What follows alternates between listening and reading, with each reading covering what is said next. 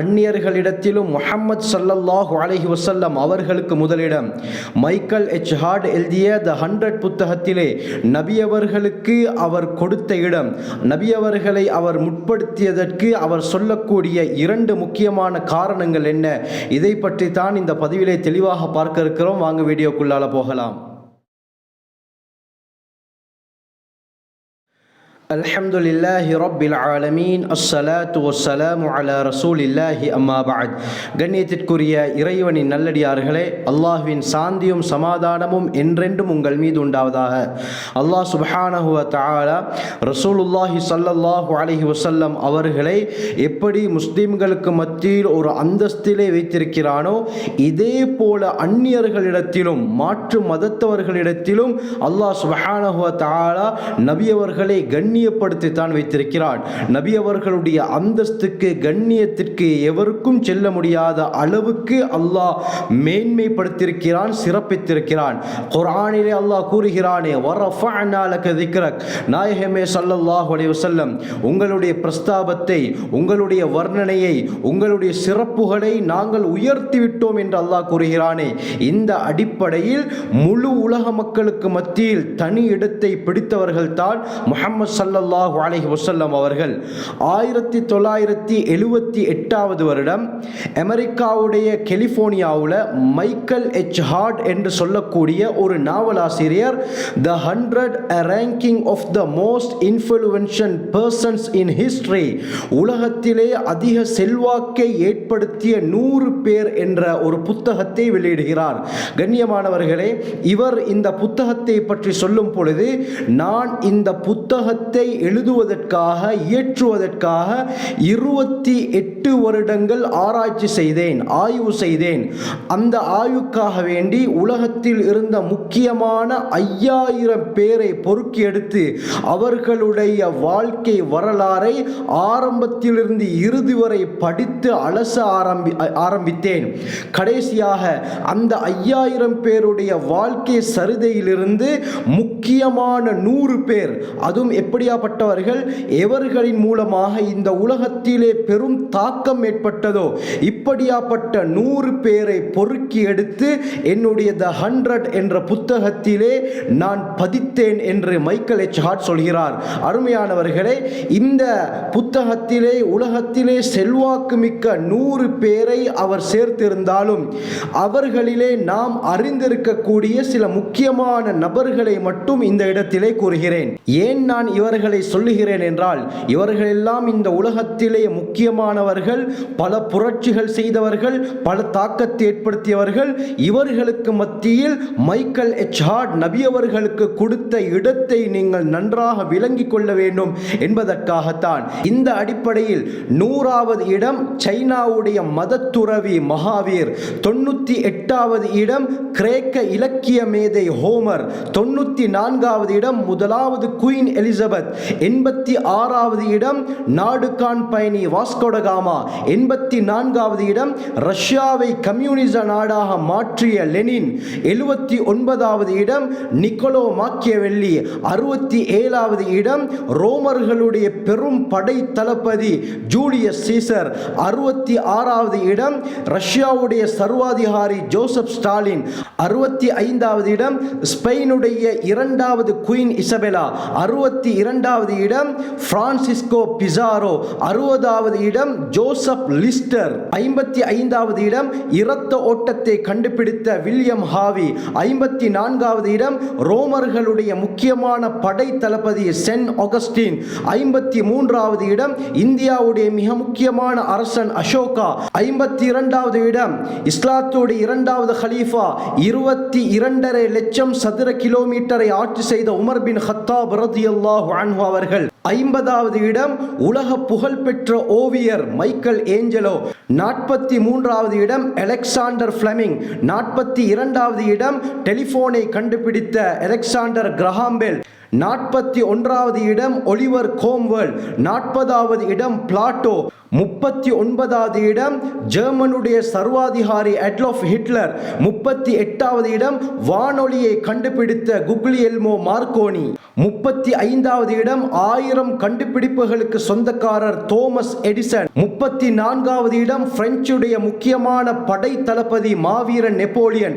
33வது இடம் the great Alexander. 32வது இடம் John Dalton. 31வது இடம் ஆங்கில நாடகாசிரியர் வில்லியம் ஷேக்ஸ்பியர். 30வது இடம் அடம் ஸ்மித். 29வது இடம் தாத்தாரிகளுடைய தலைவன் கெங்கிஸ்கான். 27வது இடம் கார்ல் மார்க்ஸ். 26வது இடம் அமெரிக்காவுடைய தந்தை என்று சொல்லப்படக்கூடிய அமெரிக்காவுடைய முதலாவது ஜனாதிபதி ஜார்ஜ் வாஷிங்டன். 25வது இடம் அமெரிக்காவில் சமூக உரிமைக்காக போராடிய அமெரிக்க ஆப்பிரிக்க தலைவர் மார்ட்டின் லூதர். 24வது இடம் ஸ்காட்லாந்துடைய கணிதவியலாளர் ஜேம்ஸ் கிளார்க் மேக்ஸ்வெல். 23வது இடம் மின்சாரத்துடைய தந்தை என்று சொல்லப்படக்கூடிய மைக்கேல் ஃபாரடே. 22வது இடம் நீராவி இன்ஜினை கண்டுபிடித்த ஜேம்ஸ் வாட். 19வது இடம் சூரியனை மையமாக கொண்டே அனைத்து கோள்களும் இயங்குகின்றன என்ற தத்துவத்தை உலகத்திற்கு அறிமுகப்படுத்திய நிக்கோலஸ் கோப்பர்னிக்கஸ். 16வது இடம் பரிணாம கோட்பாட்டின் தந்தை என்று சொல்லப்படக்கூடிய சார்லஸ் டார்வின்.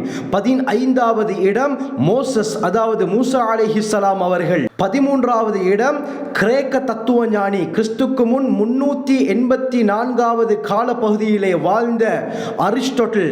12வது இடம் நவீன விஞ்ஞானத்தின் தந்தை சூரியனில் புள்ளிகள் உள்ளன டெலஸ்கோப்பை கண்டுபிடித்த கலீலியோ கலிலி. 11வது இடம் நுண்ணுயிரியலின் தந்தை என்று சொல்லப்படக்கூடிய லூயிஸ் பாஸ்டர். 10வது இடம் சார்பு கோட்பாட்டை கண்டுபிடித்த ஆல்பர்ட் ஐன்ஸ்டைன். 9வது இடம் வெஸ்ட் இண்டீஸ் போன்ற பகுதிகளை அமெரிக்காவை சூழ இருக்கக்கூடிய பகுதிகளை கண்டுபிடித்த நாடுகான் பயணி கிறிஸ்டோபர் கொலம்பஸ்.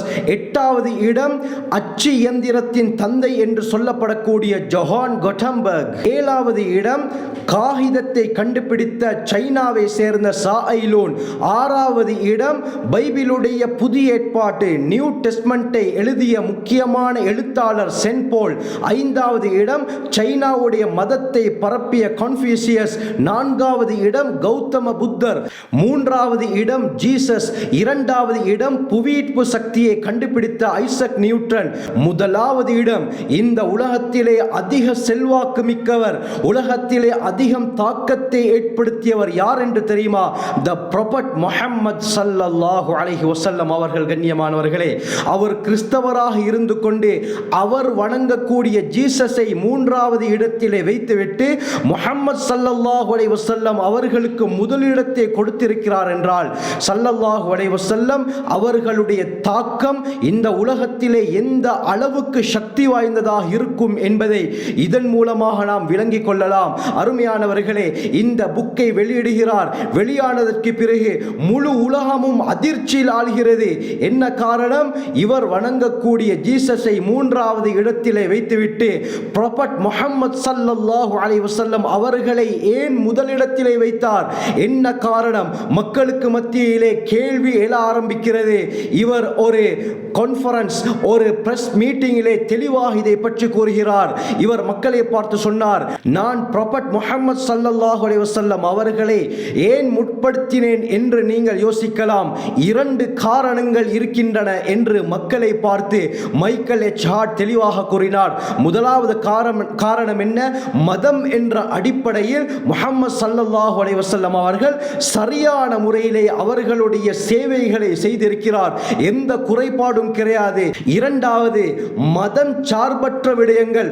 மதத்தையும் தாண்டி ஒரு மனிதன் உலகத்தில் எவ்வாறு வாழ வேண்டும், குடும்பவியல் எவ்வாறு இருக்க வேண்டும், சமூகவியல் எவ்வாறு இருக்க வேண்டும், மக்களுக்கு மத்தியிலே ஒரு தளபதி எவ்வாறு இருக்க வேண்டும், ஆசிரியர் எவ்வாறு இருக்க வேண்டும், தந்தை எவ்வாறு இருக்க வேண்டும், குழந்தைகளுக்கு நல்ல தகப்பன் எவ்வாறு இருக்க வேண்டும், மனைவிக்கு நல்ல கணவன் எவ்வாறு இருக்க வேண்டும் போன்ற சமூகத்துக்கு தேவையான அனைத்து விடயத்திலும் அழகிய முன்மாதிரியாக திகழ்ந்தவர் முஹம்மது ஸல்லல்லாஹு அலைஹி வஸல்லம் அவர்கள்.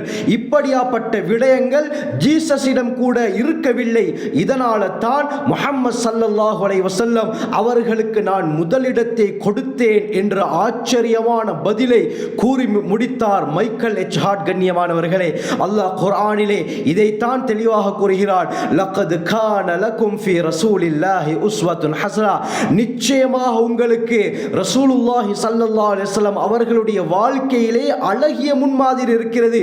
நீங்கள் எந்த கோணத்திலே சிந்தித்தாலும், எந்த கோணத்திலே, எந்த பார்வையால் நபியுடைய வாழ்க்கையை நீங்கள் பார்த்தாலும் அதிலே குறைகளை காண முடியாது.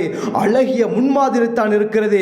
உங்களுடைய வாழ்க்கைக்கு தேவையான அனைத்தும் நபி அவர்களுடைய வாழ்க்கையிலே தெள்ளத் தெளிவாக சொல்லப்பட்டிருக்கிறது என்று அல்லாஹ் கூறுகிறான். கண்ணியமானவர்களே, இதைத்தான் சுருக்கமாக மைக்கேல் எச் ஹார்ட் அந்த மீட்டிங்கிலே, அந்த பிரஸ் மீட்டிங்கிலே இதை பற்றி தெளிவாக கூறினார். ஆக கண்ணியமானவர்களே, வரஃபஅனா லக திக்ரக், குர்ஆனிலே அல்லாஹ் இதைத்தான் சொல்லி காட்டுகிறான். உங்களுடைய பிரஸ்தாபத்தை, உங்களுடைய வர்ணனையை, உங்களுடைய சிறப்புகளை, உங்களுடைய சகல விடயத்தையும் நாங்கள் உயர்த்தி விட்டோம். யாராலும் உங்களுடைய எந்த விடயத்திலும் பங்கம் விளைவிக்க முடியாது என்று அல்லாஹ் கூறுகிறான். கண்ணியமானவர்களே, நபி அவர்கள் தான் அந்நியர்களிடத்திலும் முதலிடம். இது மைக்கேல் எச் ஹார்ட் மட்டும் சொன்ன விடயத்தை இந்த பதிவிலே சொல்கிறேன்.